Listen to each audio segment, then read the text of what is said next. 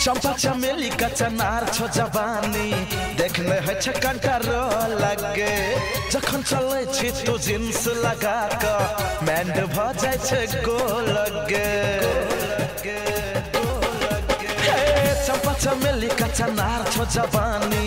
देखने है छकंटर लगे जखन चले छी तो जींस लगा के बैंड भ जाय छे गोल लगे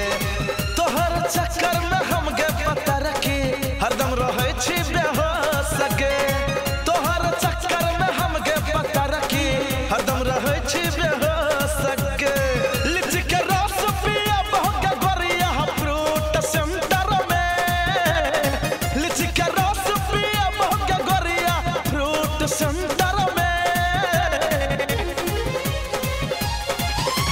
जूस सेंटर में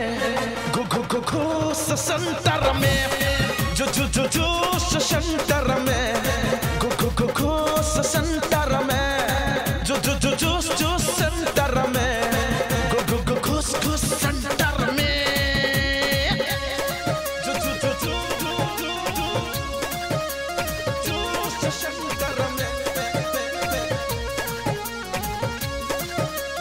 घूस सेंटर में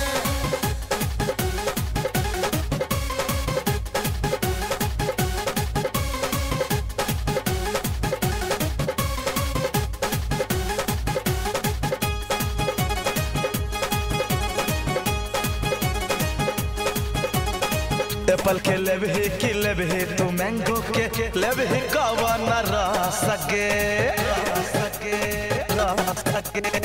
जे रस कहबी से सब रस पिएबो कन है गोरकी तू हंस गे गोरे गोरे गाल छो नैना कमाल छो चोली करे छ कसमास गे गोरे गोरे गाल छो नैना कमाल छो चोली करे छ कसमास गे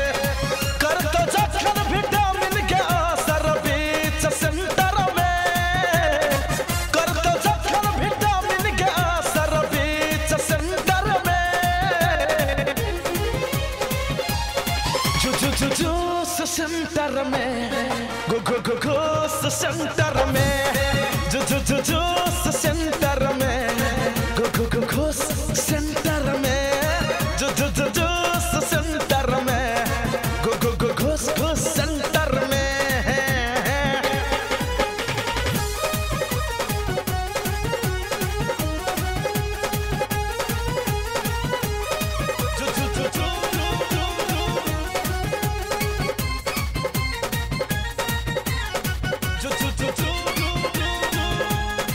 गन्ना के रस गोरी बड़ा रसदार छे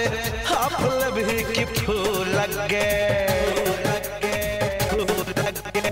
पिकेटा नाटन तो भजबही गोर की माइंड भजे तो कूल लगे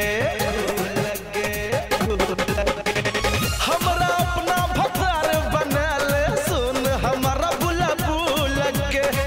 हमरा अपना भतार बनले सुन हमारा बुलाबू लगे हरदम तोरे से सच कर रहबो खुश सेंटर में हरदम तोरे से सच कर रहबो